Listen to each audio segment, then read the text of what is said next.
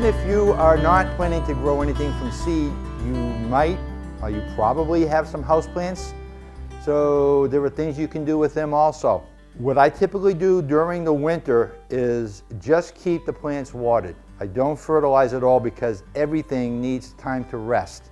And during the winter, I bring these houseplants in from outdoors and I just set them down and I tell them, have a nice couple of months. I'll see you in February. And the reason for that is because after the winter solstice in December, nighttime hours diminish, daylight hours increase, and the plants recognize that and to begin to grow. In the case of this Kalanchoe, it's actually blooming, and we'll talk about that in a little bit. In the case of this Mandivir, it's just going crazy. So we need to start thinking about fertilizing and maybe pruning and maybe propagating. So with the Mandivir, I'm looking at it and I'm seeing it take off up here.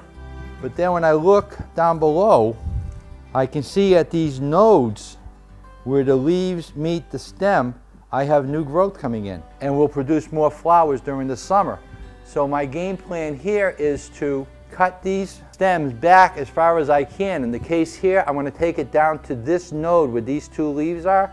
I'm going to cut it just above that. Now what's going to happen is right there, two new stems will come out. So now I'm going to get more growth here, and any future growth is going to be fuller and will cascade down.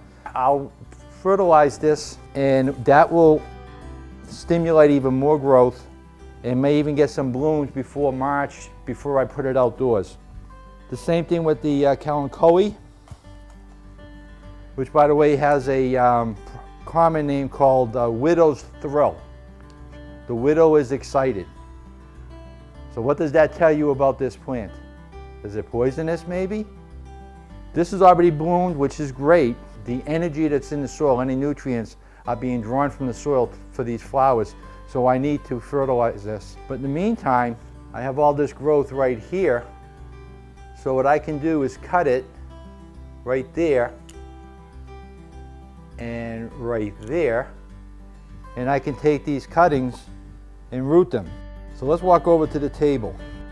Starting plants from seed can be everything from very easy to a little bit difficult. One of the easiest ones to start from seed is a Coleus. This is a cutting that I took in the fall and I just brought it in, rooted it, let it grow all winter, and now I'm going to propagate it.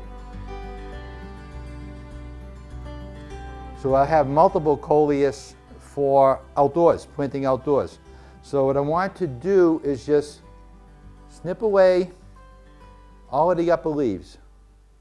Now where I snipped away, each one of these points is where there are what they call latent meristem cells. These are growth cells that just kind of sit around with nothing to do until the plant chemically says, hey, we're in trouble. In this case right now, the plant lost its water supply and nutrient supply, so it is saying to the stem, we need roots. So what's going to happen in a couple of weeks is right at these points, we'll get roots growing. So all you need to do with a Coleus is put it in water and let it sit there.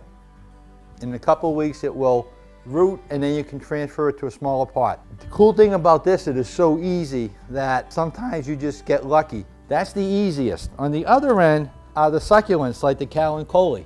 These plants require some curing before they can be put into a pot. So here, for example, is a jade cutting that I took. And if you look over here, it's starting to scab over. The reason you need that to be sealed is you don't want any diseases that might be in the potting mix going into the plant and killing the plant. So we need to let that cure first. So with the Kalanchoe, we just took these cuts, but what I also want to do is either pinch out or snip out the flowers, the blooms. And now I'm just going to let these sit here for a couple of days to cure.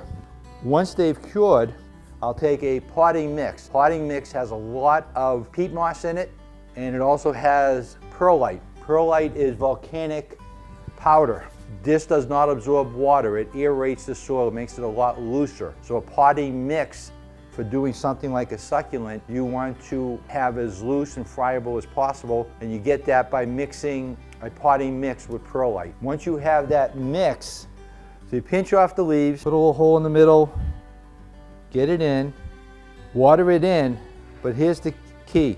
You want it to be wet and you want it to be humid all around it. So take a milk bottle, cut the bottom off, and create a mini greenhouse. Keep the soil moist and don't change this, don't touch it for 3 weeks, minimum of 3 weeks. After the 3 weeks, you take the cover off and then just give this a little tug. If roots have developed, then it'll be difficult to pull it out. But if it comes right out like that, then you didn't have any root development. And obviously if it rots, it didn't take. You do the same thing with the jade and the same thing with the Mandivir. So we can take this, same thing, just take that right the way it is, put it in the pot, cover it up, and again, that takes about 3 weeks. But it's something you can do now to get you into February when it's a lot brighter outside and you start thinking about what's going on outside.